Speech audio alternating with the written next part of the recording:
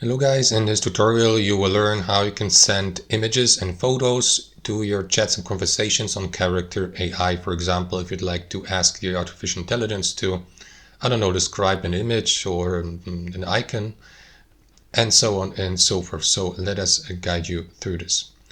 So guys, navigate to your conversation on Character AI with the given character you have created and start entering a message here in the bottom.